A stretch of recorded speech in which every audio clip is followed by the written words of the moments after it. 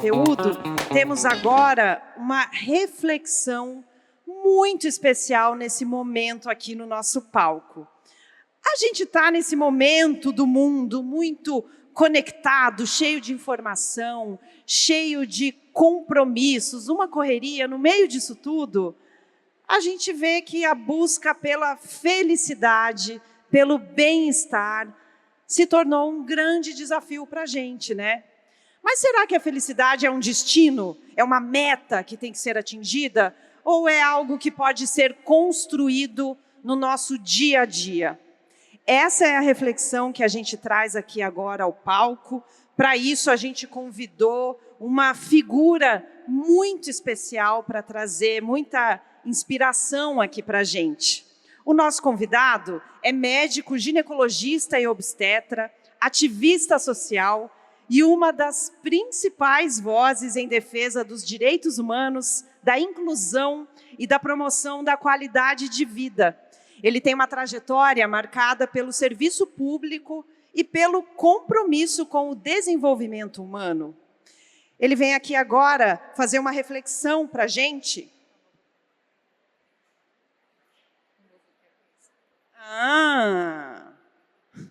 Temos um tema especial aqui para essa palestra. A gente vai falar de algo... Isso é verdade, gente. Não tem como não concordar com o que está escrito aqui. Ninguém aguenta a vida sozinho. Concordam? É isso, né, gente? É difícil, a gente sabe que a gente precisa de união. Aliás, é isso que a gente vê aqui num evento como a BioBrasil Fair e a Naturaltech, todo um setor se unindo em busca de objetivos comuns. A gente faz essa reflexão aqui no palco com o nosso convidado, que eu já estava aqui apresentando. Fiz um suspense aqui, falando do nosso convidado. Ele vai trazer para a gente essa visão profunda e inspiradora para a gente ir caminhando aqui para o nosso final da programação de uma forma muito especial. Vamos receber, então, com os nossos aplausos calorosos, o nosso convidado especial, Carlos Bezerra Júnior. Carlos, seja muito bem-vindo. Muito obrigada por aceitar o nosso convite de participar aqui da Wellnow Arena. É um prazer te receber. E agora, o palco é seu. Obrigado, Fernanda. Obrigado pela apresentação. Aliás, queria agradecer ao Fernando pelo convite. Agradecer a vocês aqui pela possibilidade dessa participação. Aliás, estou vivendo um novo momento na minha vida, somando as minhas atividades todas. Estou vivendo um novo momento, porque ultimamente as minhas redes sociais assim explodiram. E eu acredito que se não fossem as minhas redes sociais, se não fossem os meus perfis, eu não estaria aqui. Isso é essa espécie de mágica desse novo mundo, que nos permite nos conectarmos das formas mais incríveis, mais inusitadas e mais inesperadas. Então, se porventura você ainda não me segue, não me acompanha, o meu perfil no Instagram é @carlosbezerrajunior, perfil onde eu desenvolvo todos os dias uma nova reflexão sobre um tema do que está acontecendo no momento, fazendo uma análise social, política, com viés de espiritualidade, enfim. Gente, quando me convidaram para falar com vocês, me falaram, olha, bora falar de felicidade. Aí eu falei, caramba, felicidade. Felicidade é um tema, além de ser um tema aberto, é um tema que, enfim, está cheio de gente querendo fazer dinheiro, está cheio de gente querendo ganhar, lucrar a partir de fórmulas mágicas, de pacotes prontos, de mentorias, enfim, sobre felicidade. Mas eu pensei. Falei, eu vou falar de felicidade, vou olhar para um outro viés. Não vou falar sobre o ponto de vista de um especialista, não vou falar sobre o ponto de vista de nenhuma análise profunda de estudos científicos, daquilo que tem de mais moderno, apesar de citar algumas coisas, mas não é essa a minha proposta. minha proposta é da gente fazer uma conversa de gente, uma conversa mais próxima sobre felicidade e as camadas que estão por trás e por baixo disso. E aí foi que eu pensei nesse tema. Ninguém aguenta a vida sozinho. O que sustenta uma vida, o que sustenta a nossa vida, quando a felicidade virou performance. E eu queria começar com uma pergunta. Quem aqui de nós conhece alguém que parece ter tudo para ser feliz, parece ter tudo, mas não está bem? Tem trabalho, tem reconhecimento, tem formação acadêmica, tem agenda cheia, tem metas, tem resultado, tem entrega, tem acesso a quase tudo o que a nossa geração aprendeu a chamar de sucesso. Mas quando a gente chega perto, quando a gente olha de perto, a gente percebe outra coisa. A gente descobre outra coisa. A pessoa está funcionando, a pessoa está girando, a pessoa está performando, mas não está inteira. Está entregando, mas está exausta, está muito cansada. Está sorrindo, mas está sozinha. Se sente sozinha. Gente, para mim, essa é talvez, se não a maior, uma das maiores contradições do nosso tempo. A gente nunca teve tanta ferramenta para a gente se conectar. Agora mesmo falei da minha rede social, que inclusive é responsável por eu estar aqui conversando com vocês hoje. A gente nunca teve tanta conectividade. Imagina, eu falo de conectividade, eu lembro. Imagina que hoje, só para se ter uma ideia, em termos de conectividade, 92% dos adolescentes brasileiros estão conectados às redes sociais e à internet. 92%. 9 entre cada 10 adolescentes estão conectados. E isso reflete também, óbvio, reflete o mundo dos adultos, mas é um detalhe que eu estava aqui me lembrando. Mas o fato é que a gente nunca teve tanta ferramenta para se conectar e também nunca viu tanta gente se sentindo invisível. Deixa eu ver o que tem na minha ficha. Tanta gente se sentindo não percebida.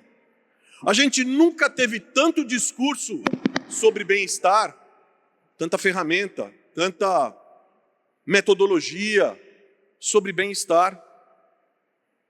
E também a gente nunca viu tanta gente emocionalmente exausta.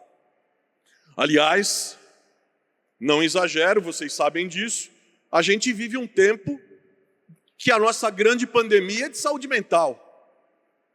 O Brasil está entre os maiores consumidores do mundo de medicamentos para dormir, de ansiolíticos, entre tantos. E por isso é que hoje eu não vim aqui falar de felicidade com vocês como produto, nem como fórmula, nem como promessa fácil. Eu vim falar de gente. Gente como a gente. Eu e você. Vim falar daquilo que sustenta a vida da gente quando a performance não sustenta mais. E a frase que eu quero deixar já logo de cara com vocês aqui é muito simples. Ninguém aguenta a vida sozinho. Agora, o que sustenta uma vida quando a performance não sustenta mais? Quando aquilo que você está performando já não sustenta mais.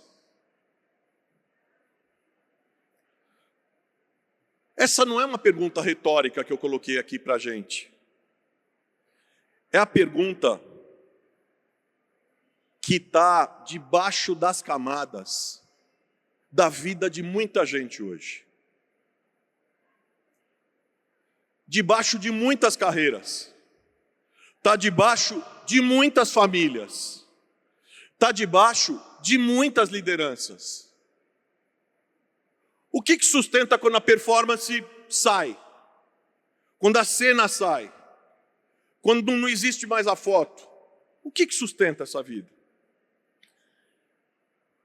É a pergunta, para mim, por exemplo, que aparece quando chega uma conquista, mas o vazio continua.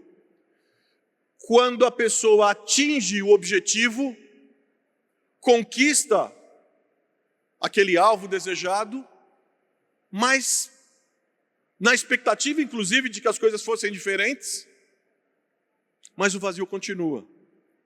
E é isso que eu quero explorar junto com vocês agora. Agora, muito rapidamente, quem sou eu, né? Eu sou esse cara aqui, e a composição disso tudo. Eu sou o Carlos Bezerra Júnior, eu sou obstetra, eu sou ativista social, eu sou ex-secretário de assistência social aqui na cidade, como bem o Fernando lembrou. Eu sou atualmente vereador aqui em São Paulo. Mas, isso algumas coisas, mas, por trás disso, eu sou esse cara aqui. Eu sou marido da Isabela, que por acaso está aqui me acompanhando. Eu sou marido da Isabela, o pai da Giovana e da Juliana e o padrasto do Bento.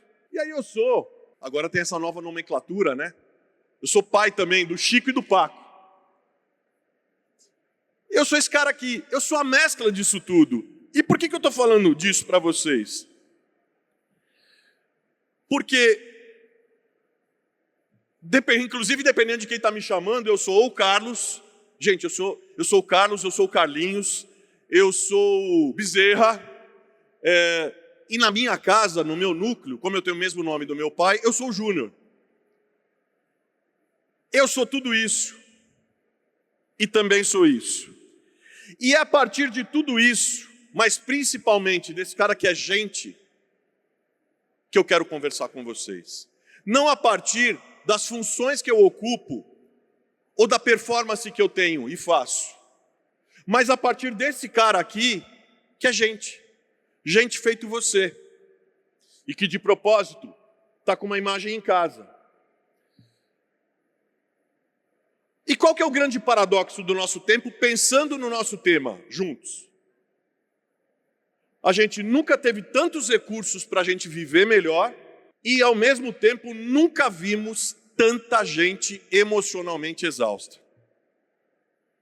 Mais tecnologia, mais informação, mais conforto, mais wellness, mais alimentação orgânica, mais aplicativos para organizar a rotina, mais conteúdo sobre autocuidado, mais mentores vendendo cursos sobre isso, mais discursos sobre saúde, e ao mesmo tempo a gente vê uma geração, como acabei de dizer, profundamente exausta. Níveis recordes de ansiedade, burnout, solidão. Lembra dessa palavra? Exaustão emocional, gente funcionando e desmoronando por dentro.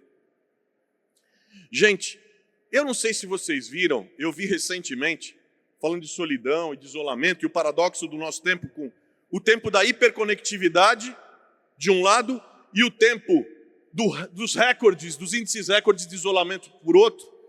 Eu vi recentemente, eu não sei se vocês viram, um fenômeno que vem crescendo no Japão, chamado Kodokushi.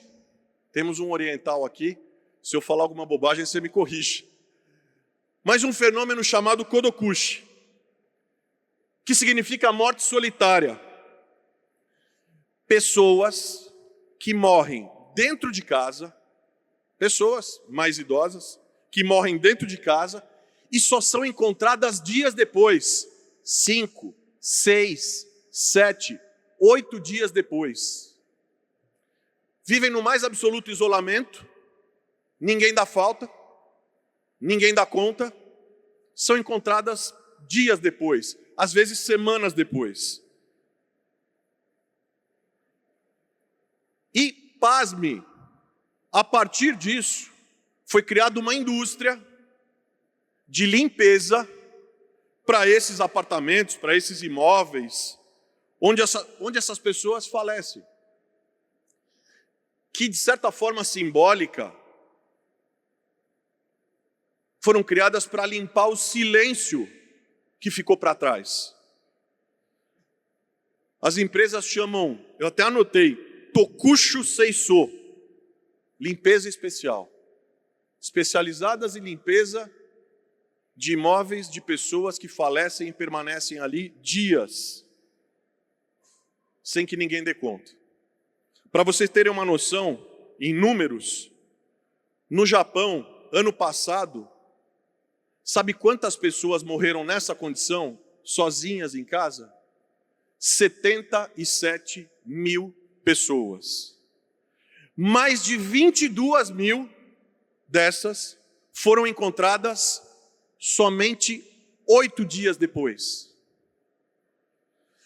É como se, eu fiz uma conta, é como se todos os dias 61 pessoas desaparecessem dentro da própria casa sem que ninguém percebesse. Gente, esse é o mundo que a gente vive e esse é o retrato do paradoxo do nosso tempo, da hiperconectividade e do isolamento recorde. Alguma coisa não fecha nessa conta. Porque a gente transformou correria em identidade. Quanto mais eu corro, quanto mais cheia a minha agenda, mais importante eu sou.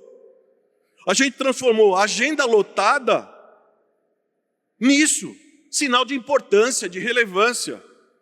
A gente transformou exaustão em troféu. Percebe que a gente encontra as pessoas quando a gente quer. Muitas vezes a gente nem percebe, mas está todo mundo perto da gente falando assim: e aí, como é que você está? Nossa, estou trabalhando pra caramba, estou cansado, estou exausto. É normal. E esse cansaço e essa exaustão são troféus desse tempo. O Byung-Chul Han, no Sociedade do Cansaço, ele mostra o quanto essa normalização do cansaço tem gerado os impactos que a gente está vendo na sociedade. O isolamento, a depressão, a falta de propósito, a falta de sentido, essa insatisfação crônica que a gente tem. Agora, só que exaustão não é compromisso, gente. Exaustão não é sinônimo de que eu estou tão comprometido que eu estou exausto. Não. Exaustão é sinal de alerta. É sinal de que algo não vai bem. É sinal de que algo internamente, sob o ponto de vista, e aí eu integro corpo, alma e espírito, saúde mental, física e espiritual, algo não vai bem.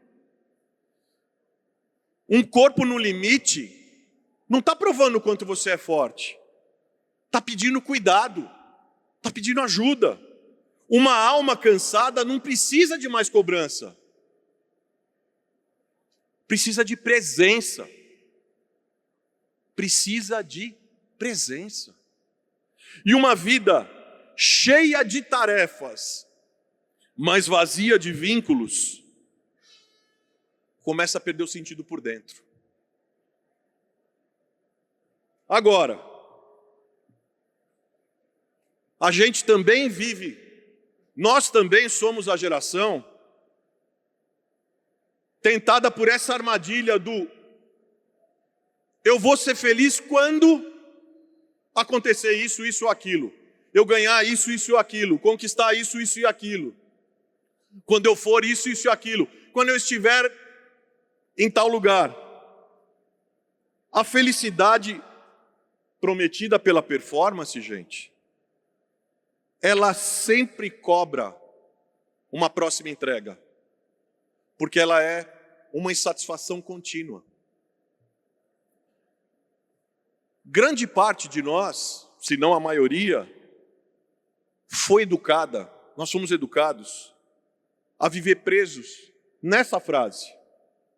Eu vou ser feliz quando eu trocar de emprego, quando eu ganhar mais, não é? Eu vou ser feliz quando eu comprar a casa, eu vou ser feliz quando eu resolver esse problema que eu estou vivendo, eu vou ser feliz quando meus filhos, quando as minhas filhas crescerem e tiverem autonomia. Eu vou ser feliz quando a minha agenda acalmar. Aí eu vou ser feliz. O problema é que esse quando, ele muda de endereço o tempo inteiro, de acordo com a nossa vida e com o contexto que a gente está vivendo. A próxima conquista chega e logo aparece outra. Não dá tempo nem de celebrar e você já está de olho na outra. A próxima meta é batida e aí logo vem o quê? Uma meta ainda maior. A próxima etapa termina e logo começa o quê? Outra cobrança. E assim, sabe o que acontece? A felicidade vai sendo empurrada sempre para frente. Quando sendo empurrada para frente. A gente vai fazendo, sabe o quê? A gente vai adiando a vida. É isso que a gente vai fazendo quando a gente age nessa lógica. A gente vai adiando o que a gente tem de mais precioso e mais importante nessa vida, que são os afetos. Aliás, se tem uma coisa que nos distingue como seres humanos nesse planeta Terra, é a qualidade dos vínculos de afeto e de amor e de ternura que a gente desenvolve com quem a gente ama, com quem a gente está perto da gente. É isso que nos difere de ser máquina. Porque máquina vai cada vez mais se importando com coisas e coisas e coisas. E quem se importa com coisas se coisifica. Mas quem se importa com gente, quem ama a gente, se humaniza. O que nos distingue é isso, a qualidade dos nossos vínculos de afeto, de amor. Mas a gente vai adiando. Amanhã eu dou um jeito de dar mais presença, amar um pouco mais. Adia o descanso, adia a presença. E passa anos, a gente passa anos tentando chegar a um lugar onde a vida já estava pedindo para ser vivida. A vida nos pede hoje para ser vivida. Hoje. A felicidade que é prometida pela performance, ela sempre cobra uma próxima entrega. Quando a felicidade é baseada na performance, ela jamais será saciada. Porque ela está sempre recebendo a cobrança da próxima entrega, do próximo compromisso, da próxima meta. Agora, pertencimento, vínculo, não funciona desse jeito. Pertencimento começa quando alguém não precisa performar para continuar sendo amado, para continuar sendo visto, para continuar sendo acolhido. Não tem coisa, aliás, eu estava falando ontem com a minha equipe de trabalho, meu time, estava falando ontem, gente, pelo amor de Deus, nós temos que ter um ambiente, a gente tem que desenvolver um ambiente onde as nossas metas sejam importantes, mas onde os nossos vínculos sejam tão importantes quanto. A gente tem que ter um ambiente, desenvolver um ambiente onde a gente possa ser quem a gente é e não personagens de nós mesmos, em busca de agradarmos continuamente o outro. Porque isso é um ambiente de trabalho adoecedor. Quando a gente trabalha o tempo inteiro sendo um personagem em busca de agradar a ele ou a ela ou ao outro. Agora, isso transportado para a nossa casa. Imagina uma relação conjugal onde eu tenho que fingir ser alguma coisa para agradar a minha mulher. Onde a minha mulher, para se sentir amada, ela tem que fingir gostos, fingir coisas, buscar ser algo ou alguém que não tem a ver com ela. Gente, isso é profundamente adoecedor, porque isso não gera pertencimento. E pertencimento é o antídoto para o isolamento e para a infelicidade. E o pertencimento começa quando você não precisa... Você quer saber aonde você pertence de verdade? Que ambiente eu pertenço? Quer saber quando você pertence a um ambiente? É quando você está naquele ambiente e você não precisa fingir que você é algo que você não é. Que você sabe que você vai ser amado com suas contradições, com suas luzes e sombras, com seu jeito de ser. Enfim, claro que isso não é desculpa para falar, bom, então agora eu vou chutar a jaca, meter o pé na jaca, vou falar qualquer coisa, ser qualquer coisa. Não, não é isso que eu estou dizendo. Mas pertencimento tem a ver com isso. Agora, o que eu aprendi com gente que quase ninguém vê?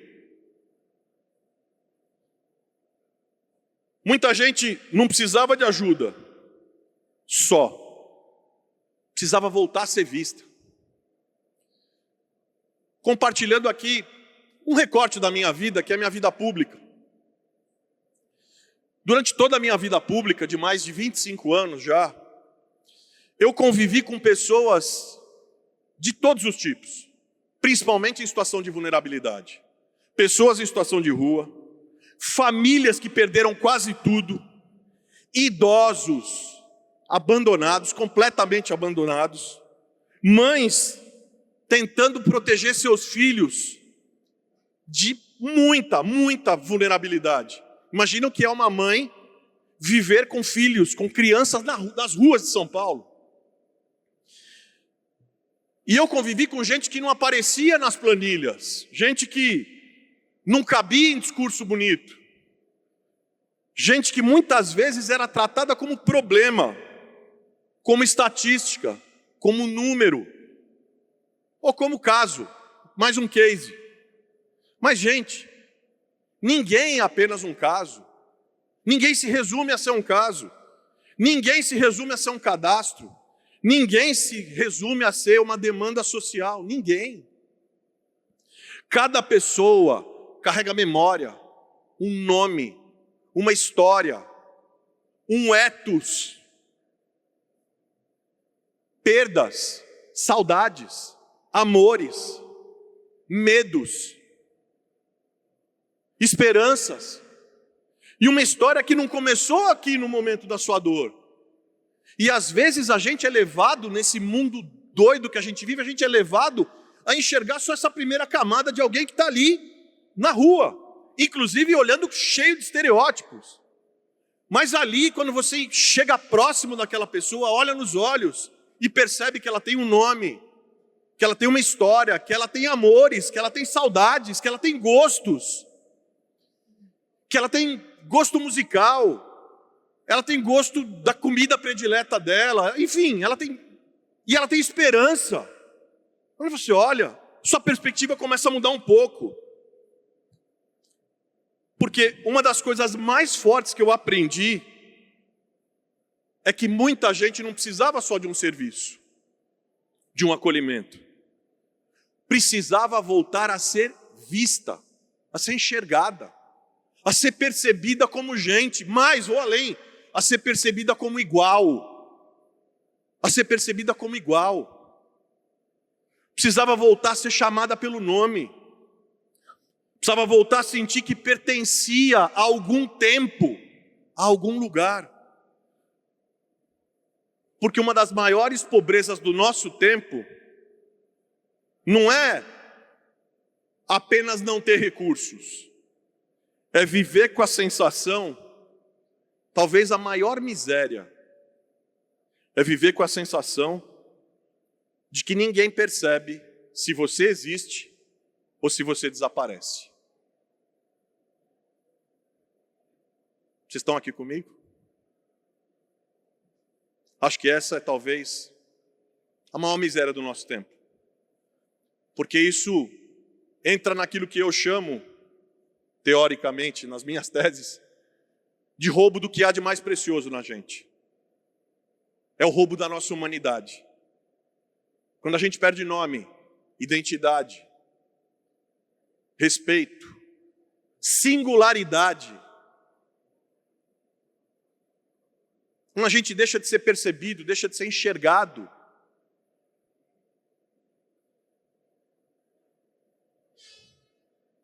enfim.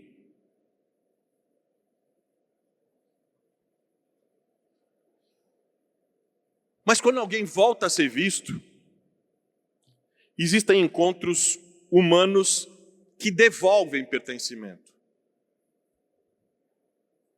a falta de pertencimento nos leva ao isolamento, que nos leva à perda de uma série de coisas, entre elas a sensação de felicidade. Inclusive a sensação de existir. É um negócio, é um apagamento social. Agora, quando alguém volta a ser visto, volta a ser percebido, o efeito é imediatamente o contrário. Devolve-se o pertencimento. Tem uma história que eu me lembro que aconteceu comigo alguns anos atrás.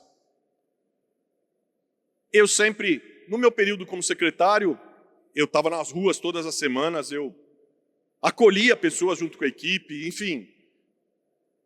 Inclusive para ter uma noção muito maior da dinâmica do trabalho que envolvia a minha pasta, aqui em São Paulo.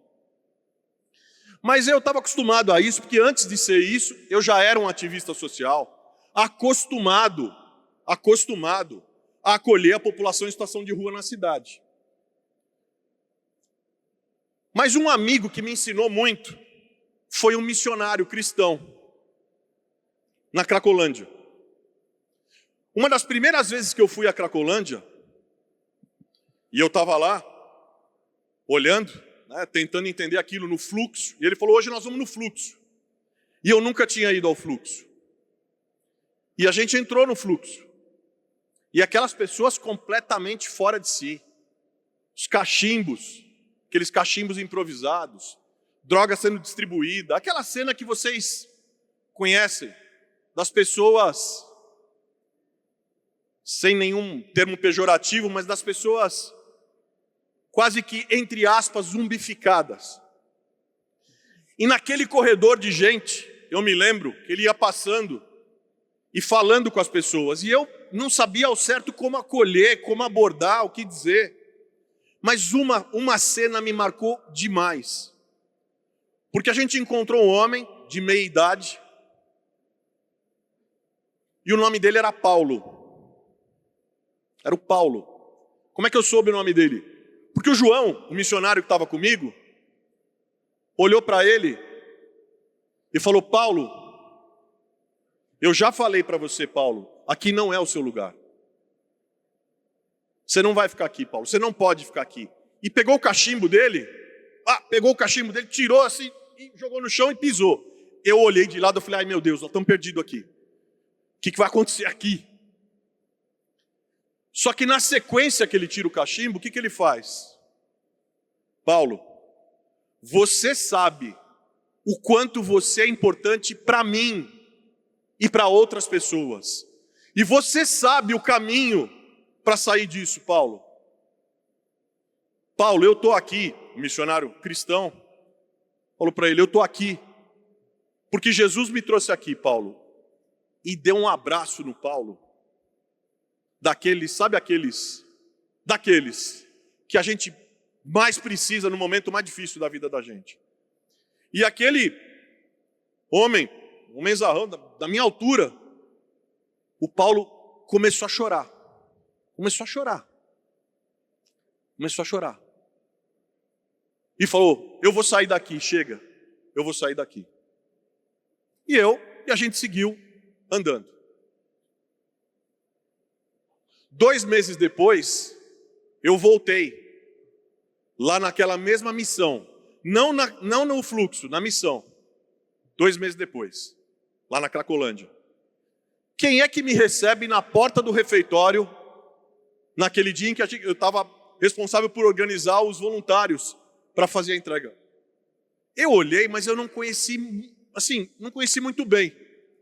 Aí ele olhou para mim e falou assim, Bezerra, eu falei, você sabe meu nome? Claro, você não lembra de mim? Aí eu fiquei olhando, eu falei, eu acho que eu lembro. Ele falou, estou de cabelo cortado, né? Tomei um banho, ganhei uma roupa nova, comecei a trabalhar aqui. Eu sou o Paulo, lembra? Eu falei, o quê? Eu sou o Paulo. Paulo, você está aqui? Estou. E estou limpo desde aquele dia. Saí. estou sendo acompanhado num serviço de suporte e estou trabalhando aqui todos os dias. Eu falei, Paulo, mas o que aconteceu com você? Ele falou, Bezerra, aconteceram duas coisas.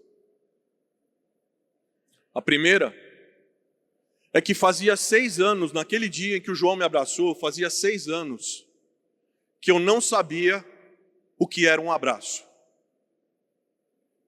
Eu saí da minha casa, eu fui embora e eu nunca mais recebi um abraço. Fazia 6 anos que eu não sabia que era um abraço. E eu tinha muita saudade, desejo de um abraço. E aquele dia o João me abraçou. E quando o João me abraçou e falou o que falou, eu senti que Jesus estava me abraçando.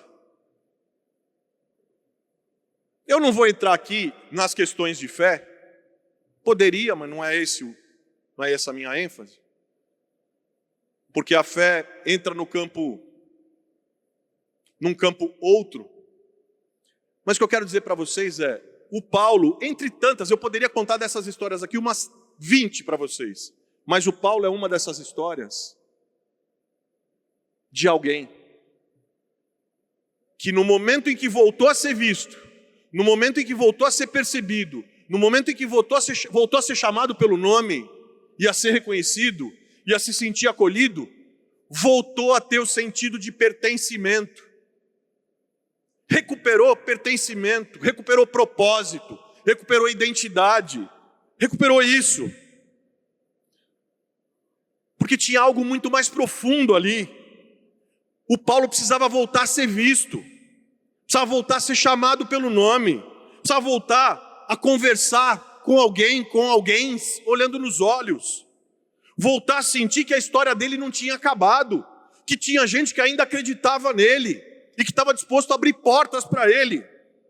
E naquele dia eu entendi que uma coisa que não saiu de mim nunca mais, que tem política pública que entrega serviço, que tem missão que faz o seu trabalho, mas tem encontros humanos que devolvem pertencimento.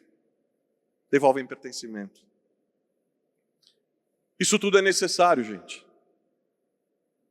Mas é o encontro que muda a temperatura da alma.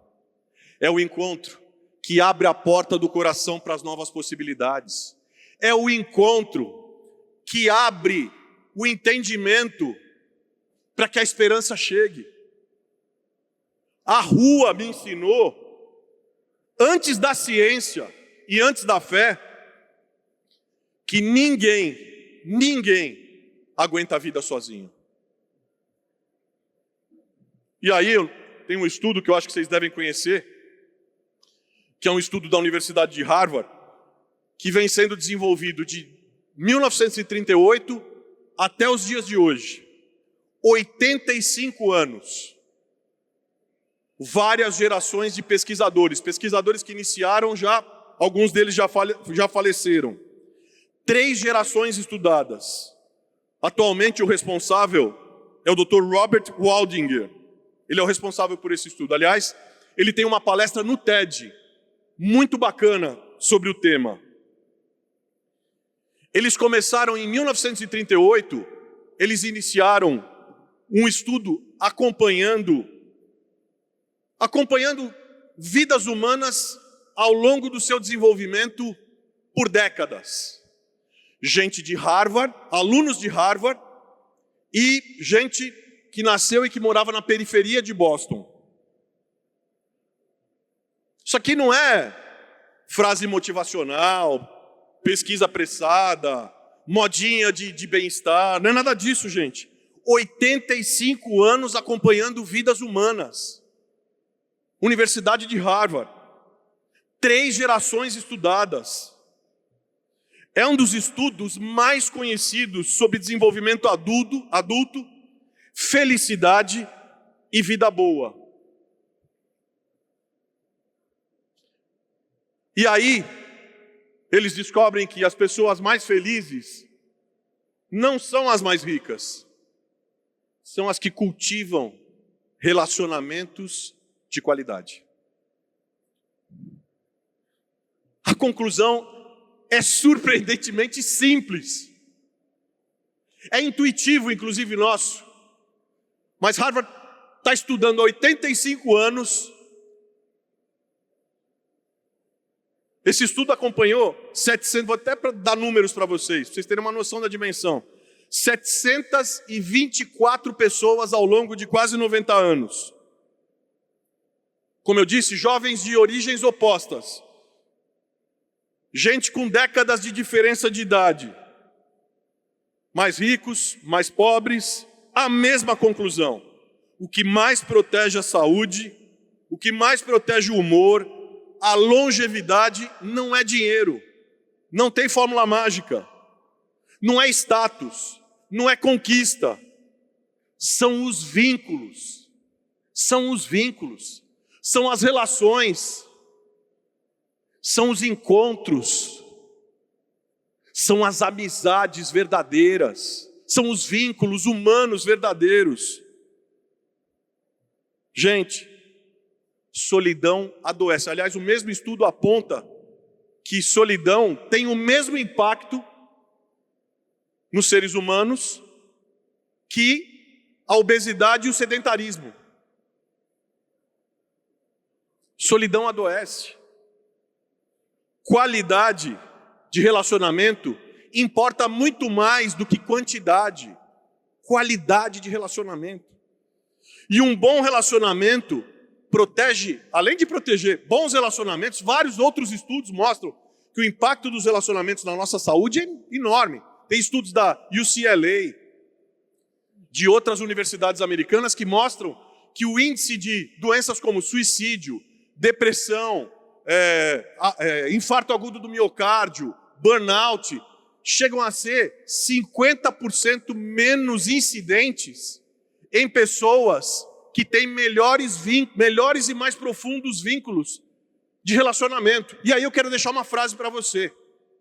Sua vida será tão saudável quanto saudáveis forem seus relacionamentos. Sua vida será tão feliz quanto saudáveis, profundos e significativos forem seus relacionamentos. Isso tem tudo a ver. É isso que cultiva. As pessoas que cultivaram relacionamentos de qualidade são as mais felizes, adoecem menos, vivem mais. Bons vínculos fazem bem ao corpo, à mente, à memória, à alegria de viver, gente. A ciência colocou em dados aquilo que a vida já vinha gritando para a gente em muitas formas, mas parece que a gente não ouve, ou parece que a gente não quer ouvir, ou parece que a gente não presta atenção, ou talvez não queira aprender. Porque isso é muito óbvio. Gente precisa de gente. A gente precisa de gente. Não é só de contatos, não é só de seguidas ou seguidores nas redes. A gente não precisa de plateia. A gente precisa de vínculo, de presença, de relações em que a gente não seja apenas úteis, produtivos, interessantes, mas relações onde a gente seja gente, seres humanos, vistos como seres humanos. E seres humanos gostam do quê? Gostam de abraço, gostam de beijo, gostam de falas, gostam de música, gostam de sons, gostam de cheiros, gostam de ambientes, gostam de sabores. Gente, é isso que nos faz gente, que nos torna gente. São esses vínculos. Eu não estou desvalorizando nada mais que possa ter impacto sobre a nossa saúde, longevidade, enfim, bem-estar. Não estou desvalorizando isso. Acho que tudo isso é bom. Mas desculpa, se não tiver isso, se não tiver vínculo e não tiver gente, deixa eu te dar uma má notícia. Você está malhando em ferro frio. É tempo perdido. Porque uma vida pode estar cheia por fora e vazia de vínculos por dentro. A gente aprendeu a falar de saúde física, falando de alimentação, de exercício, de sono, de exames, de prevenção. A gente também aprendeu a falar de saúde mental, ansiedade, depressão, trauma, esgotamento. Mas tem uma terceira dimensão que precisa entrar com mais força na nossa conversa, gente. Saúde social.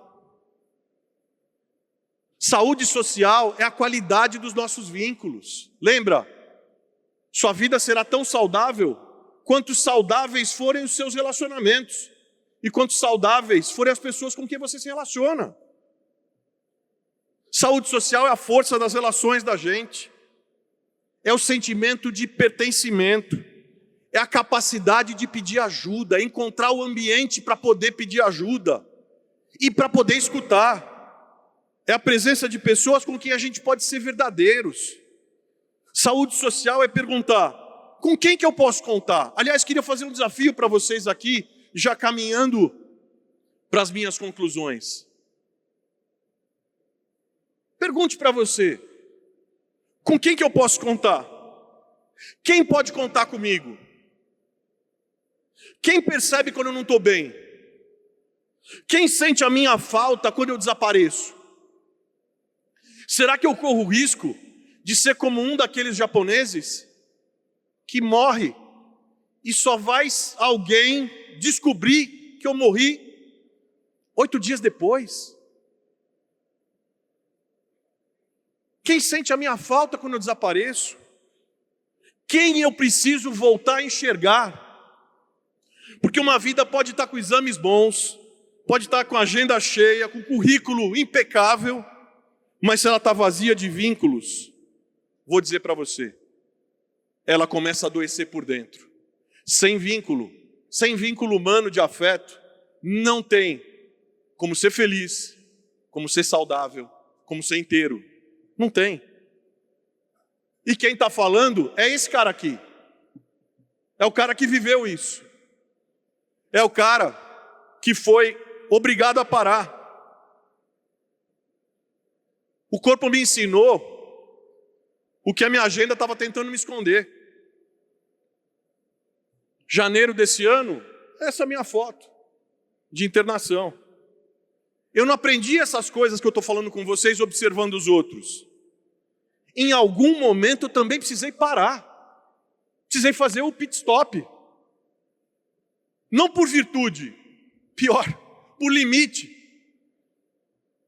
Porque eu também já confundi responsabilidade com incapacidade de parar. Não, mas tem mais esse para cuidar, tem mais aquele, tem mais aquilo para responder, tem mais outra pessoa que eu deixei para trás, eu não posso. Eu também já achei que aguentar tudo é sinal de força. Síndrome de super-homem. Até entender que o corpo não negocia com a nossa vontade, gente. Tem uma hora em que o corpo começa a cobrar da gente aquilo que a gente ignora. A agenda cobra, a pressão cobra, a responsabilidade cobra, a meta cobra, a tentativa de dar conta de tudo cobra. E quando a vida obriga a gente a parar, algumas perguntas aí chegam com mais força. E é por isso que eu estava fazendo essas perguntas para vocês. Porque tem mais perguntas a serem feitas. Quando eu estava deitado no hospital, quase passando por uma cirurgia num quadro de diverticulite aguda. Como médico eu nunca tinha sido internado, eu estava sempre do outro lado da bancada, sempre cuidando de alguém e tal, e de repente me vi naquela situação. E quais foram as perguntas que eu fiz? Para quem que eu estou vivendo? Quem caminha comigo? Quem é que eu estou deixando para depois? Quem é que eu estou adiando o encontro? Quem é que eu estou adiando a conversa? Que parte da minha vida está funcionando, mas já não está mais respirando? Gente, esse tipo de pergunta não aparece quando a gente está no meio do caos e do barulho. Aparece no silêncio, no cansaço, no esgotamento, na pausa. Na hora que a gente entende que sucesso sem sustentação vira peso. Que resultado sem vínculo vira isolamento. E vida sem pertencimento vai ficando seca por dentro. Vai ressequindo a alma. O corpo me ensinou o que a agenda tentava esconder. Ninguém aguenta a vida sozinho. Eu tinha outras coisas que eu gostaria de falar, poderia até falar com relação à sua equipe, a você, ao seu trabalho, mas eu vou encerrar aqui. Porque eu falei bastante sobre quem precisa ser percebido. Isso nos inclui. Todos temos a necessidade humana de sermos percebidos. Mas eu queria mudar um pouquinho o eixo.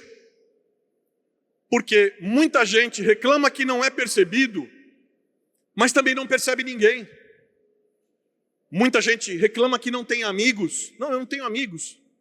Mas também não é amigo de ninguém. Muita gente reclama que não é ouvido, mas também não ouve ninguém. Muita gente reclama que não é abraçado, mas também não abraça ninguém. Não se abre. E o que eu queria falar para vocês, nesse encerramento, é: quem é que você precisa voltar a enxergar? Porque eu não quero que você transforme essa palestra numa inspiração. Eu quero que você transforme essa palestra em gesto. Essa minha mania de querer sempre estar mudando o mundo. Mas eu tenho essa expectativa, eu vim aqui com essa expectativa. De que você saia daqui com uma nova postura. De que você saia daqui, não com novas informações, mas com novos gestos, com novos movimentos, porque ninguém aguenta a vida sozinho. Esse é o resumo daquilo que a gente falou aqui hoje, que eu estou falando há quase 50 minutos. O que sustenta uma vida não é o acúmulo de coisas, de bens, seja lá o que for, é o vínculo. Não é apenas a conquista, ela é boa, mas o que determina é o pertencimento. Não é a quantidade de pessoas ao nosso redor, é a qualidade de conexões que a gente consegue desenvolver, é a profundidade dos laços, porque são esses laços e essas relações que vão fazer toda a diferença nos momentos mais difíceis da nossa vida. A felicidade que muita gente está procurando em grandes viradas, gente, costuma vir em gestos simples. Uma conversa honesta. Aliás, gestos simples que acontecem aonde? Aonde a vida está acontecendo. E aonde a vida acontece? A vida acontece no trabalho, ela acontece em casa, ela acontece na hora de levar o filho para a escola. Ela acontece no corredor do hospital, ela acontece no velório, ela acontece no evento. A vida está acontecendo.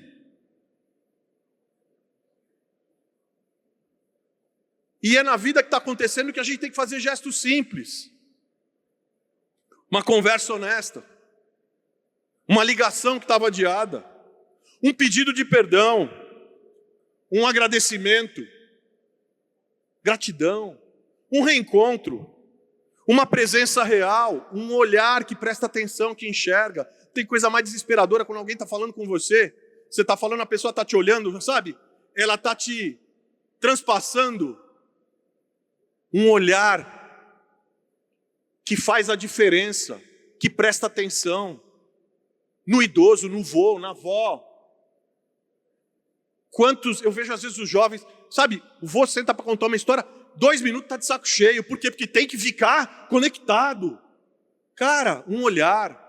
Quando foi a última vez que você ouviu uma história do seu avô, da sua avó, com paciência? Gestos. E é por isso que, antes de terminar, eu quero deixar para vocês uma proposta prática. Prática. Para hoje. Ainda hoje. Pense em uma pessoa. Alguém que você precisa ouvir.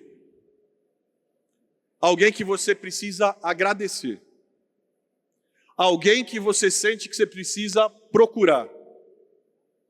Alguém que ficou para depois, que você deixou no caminho.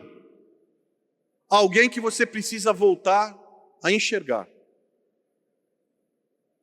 Porque no final, gente, ninguém vai perguntar quantas metas você bateu. As pessoas perguntam quem é que estava ao seu lado, quem é que estava com você e quem você deixou para trás. Uma vida feliz, vocês sabem disso, não é uma vida sem dor. É uma vida com gente suficiente para atravessar a dor junto com a gente. E é por isso que eu repito, ninguém aguenta a vida sozinho. Bora para o slide final e para a lição de casa? Lição de casa. Manda uma mensagem para alguém que ficou para depois. Faça uma ligação que precisa virar voz. Não é só texto, que é uma outra. O meu pai que é de outra geração, o meu pai não se conforma, Fernando. A gente começa a tentar falar com ele por texto, ele para no meio, ele acha aquilo. Agora ele está tentando ainda responder, mas ele acha aquilo o fim, porque ele quer falar. Ele quer falar. Então, faça uma ligação que precisa virar voz. Não é só texto. Pergunta para alguém como é que você está de verdade. Parou, sentou, olhou. Peraí, como que você está? Está tudo bem? Está tudo bem mesmo. Sabe? E escute sem pressa. Agradeça uma pessoa que sustentou você em algum momento da vida. Lembra disso hoje. A gente se esquece das pessoas que nos fizeram chegar onde a gente chegou hoje. Sustentaram a gente. Marque na sua agenda um vínculo importante, como você marcaria uma reunião importante. Esse vínculo aqui é prioritário para mim. Essa amizade, essa relação. Porque, gente, ninguém muda. Não tenho nenhuma expectativa de que alguém mude a vida inteira numa palestra. Mas uma palestra pode mudar o próximo gesto. E esse é meu desejo. E às vezes, um gesto, muda uma relação. Uma relação muda uma história. E uma história pode sustentar toda uma vida. É nisso que eu acredito. É nisso que eu acredito.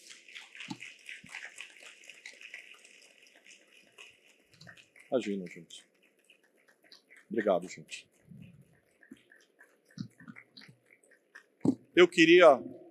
Obrigado, gente. Obrigado. Eu queria só deixar um recadinho para vocês aqui. Esse é o meu contato, aqui no QR Code. Eu nunca fiz isso na minha vida. Nenhuma das palestras que eu fui. Acho que eu também nunca abordei esse tema dessa forma, com tanto coração e com tanto do que eu cria e do que eu vivi. Eu não vim aqui teorizar, como eu disse na abertura. Mas eu estou deixando aqui no QR Code, esse é o meu contato.